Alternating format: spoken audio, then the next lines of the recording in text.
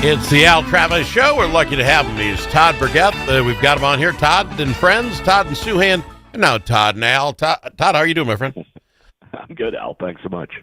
Well, I don't think it's a hot take, but I thought the wild card weekend of games of football much better than what we had with the divisional round. And of course, they always hype it. Now a couple of games good, a couple of games were just not. Is that a bad description of what we had? No, that's on the money. I don't know if we had a couple of games that were good. They were thrilling. They were exciting at the end, the Rams and Bears, but that wasn't exactly terrific football. No. And the Bills and Broncos was probably the best game of the weekend. But even in that, we saw Josh Allen turning the ball over kind of uncharacteristically for him.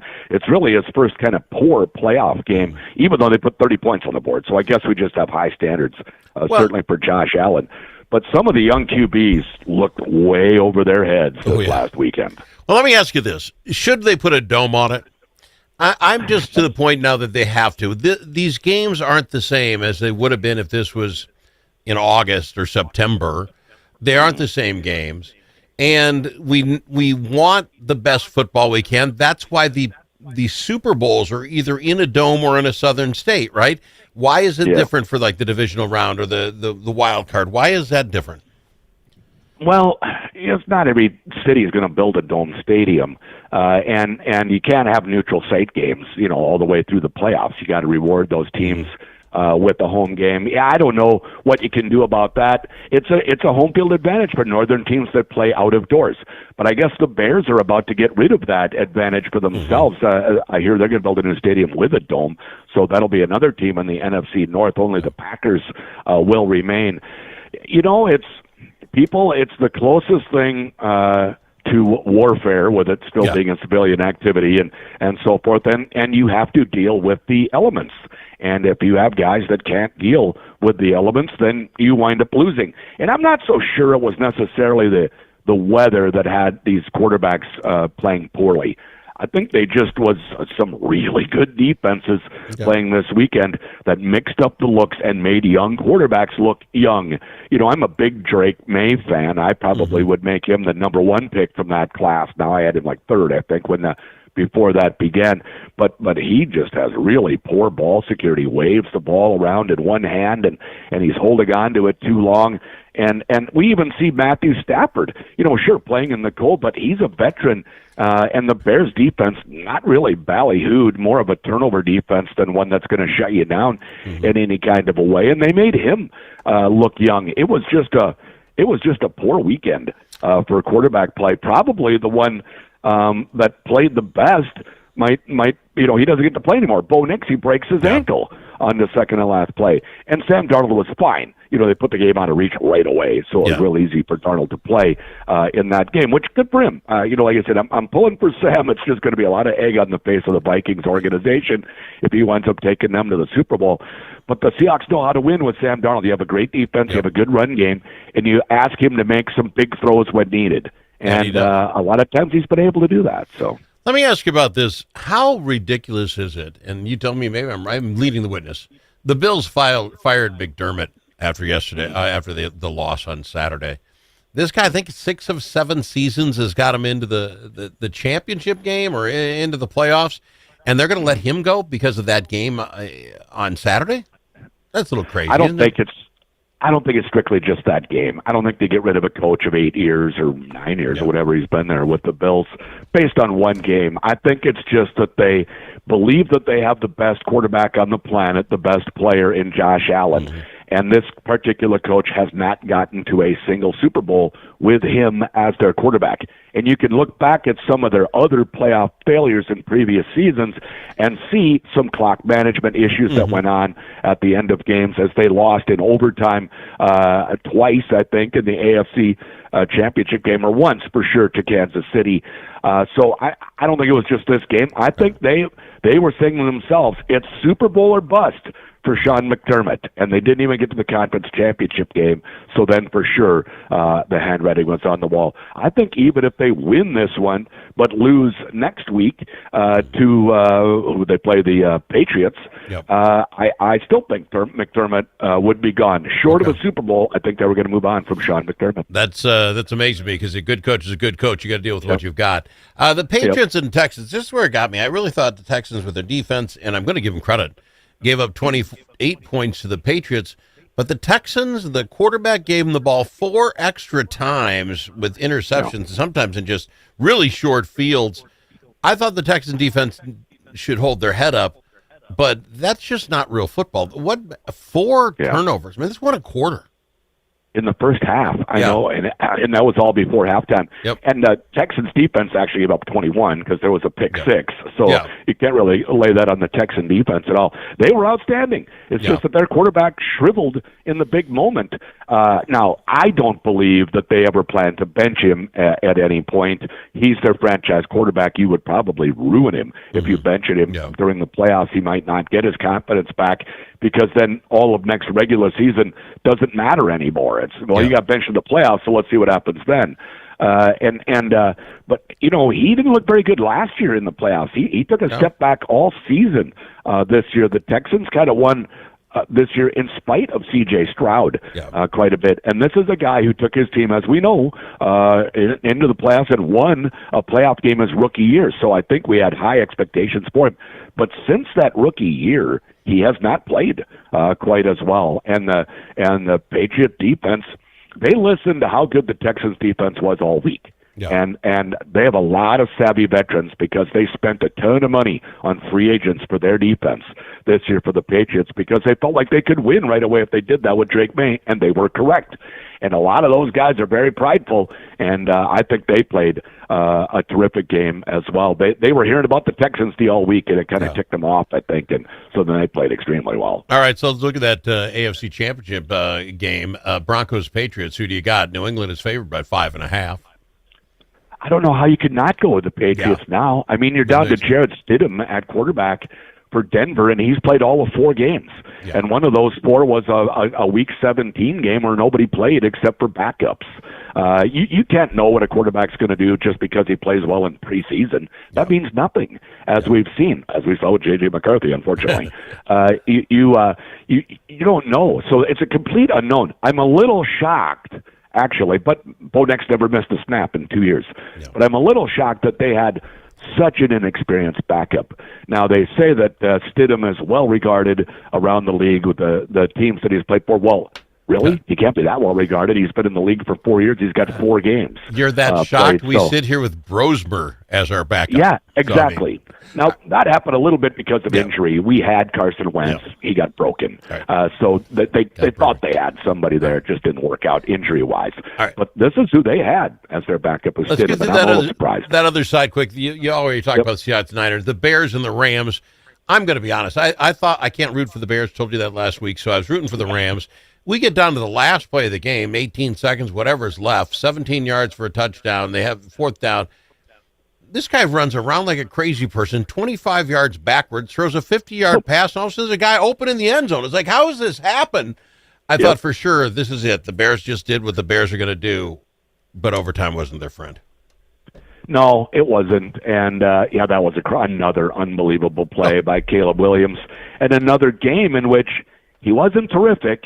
He threw 2 interceptions, I believe, and missed some other open receivers until the very end, and then he made plays to tie the game, and then they lose in a lengthy overtime. The field goal happened with 2 minutes left in the overtime, so they're going to be a little spent as well. Are the Rams coming out of that? I would think. Yeah, I said last week I'm a little afraid of how good the Bears could be over the next many years. Yeah, so and we know that the Packers are good, and they were smart to re-up LaFleur there. He's a good coach for the Packers. I was surprised there was so much talk that he might not be back with them, and then the Packers put that to bed pretty quickly with the contract. But all right, and the Bears look good. You're looking for the Seahawks over the Rams then for next Sunday? No, I'm going to take the Rams. Oh. I picked the Rams before the playoffs began. Okay. So I'm going to stick with them. And I'm a Matthew Stafford fan, even though he hasn't really looked very good for the last month or so. He has not looked himself. I'll give you that. I got to go to break real quick. When we come back, I want to get your thoughts on your Minnesota Timberwolves. It's coming up right after this. It's Todd, Bergeth, Todd and Friends, Todd and Souhan. Get them wherever you get your podcast. We'll be back right after this.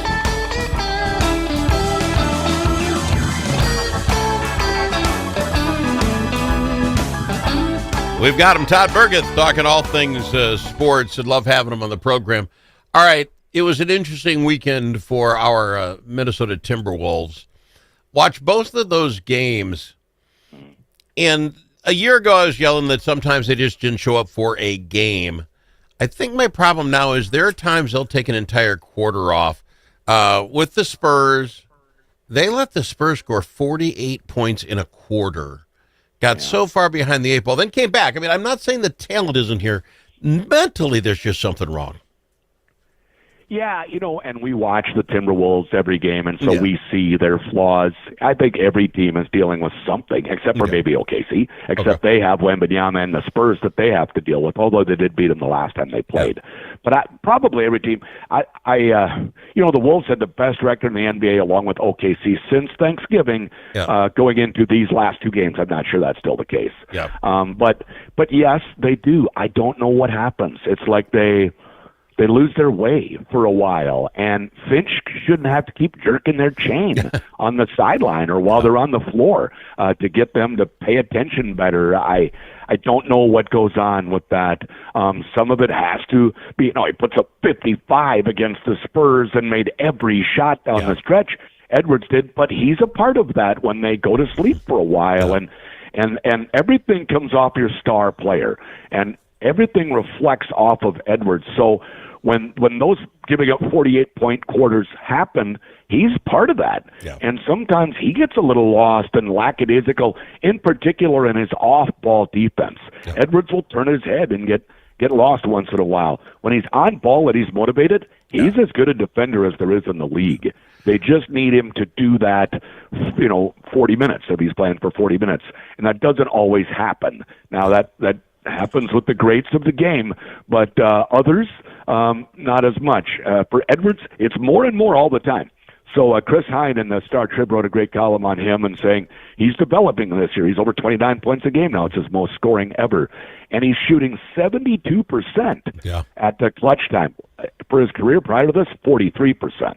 So at least he's more locked in at the end of games. But I don't have an answer for you why they disappear for a quarter or a half or a game at a time. I don't know what goes on with that, but it is something to pay attention to because we've seen them mail in games in the playoffs in the past, too. I actually watched that whole thing. I would generally turn it off after being down 25 points in that second quarter. I'm like, what am I doing here? But I want to see how they came back. And I'll tell you, I would be upset if I was a Spurs fan. Victor's a great player. I got it. But for that third quarter, when they let the Wolves back in, Victor was doing nothing but trying to be Ant. Every time Ant would throw up a three and make it, he'd come right down, big, huge guy, and just lob one up. He wasn't making them. The whole team was like that. If you're up 25 points, why are you not taking 30 seconds off the clock before you make a shot? You could have stalled that game out and won it. I mean, just make a few buckets here. Instead, he come down with 4 seconds, shoot up a three, miss, and it was an Ant, Victor show. I hated it. It was they almost lost it themselves, the Spurs.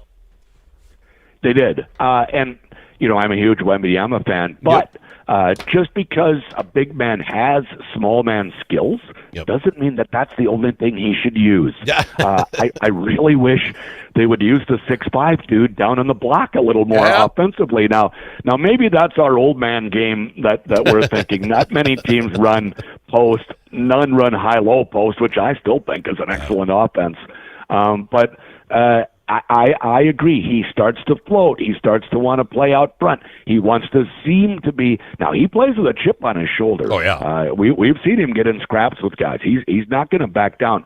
But I think he did take it personally. I think he sees Ant right now as being ahead of him in the NBA hierarchy. So he wants to take him down, and he wants to show that yes, I'm 7'5", but I can handle the ball and shoot threes.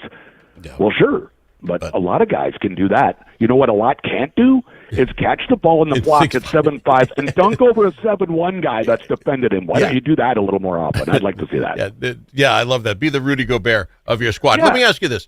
I didn't know this till today, but evidently the Timberwolves have had the second easiest schedule up till today. Oh, really? It obviously now is going to get harder.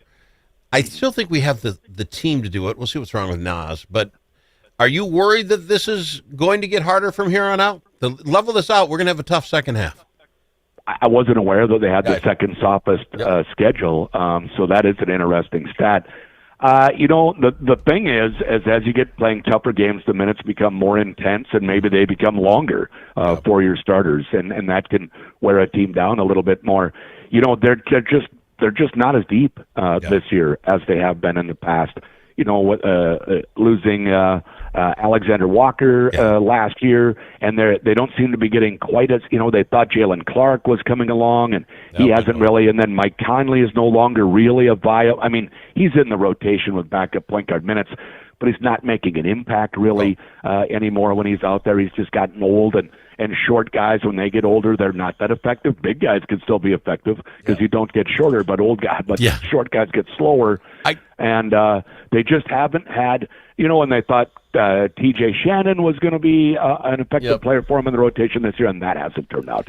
So they're not as deep. I'm running against the time here, my friend. I know you know what that's all about, and it's a great point with Mike Conley. God love the guy. 21 minutes in that game and no points. That hurts. That hurts a lot. Yeah. Right. Yep. I got to fly, Todd. Thanks. How does somebody pick up Todd and Friends or Todd and Souhan? Go to kwlm.com, our website there. Click on podcasts or anywhere where you get your favorite podcast. Love this, Kath. Appreciate it, Todd. More right after this.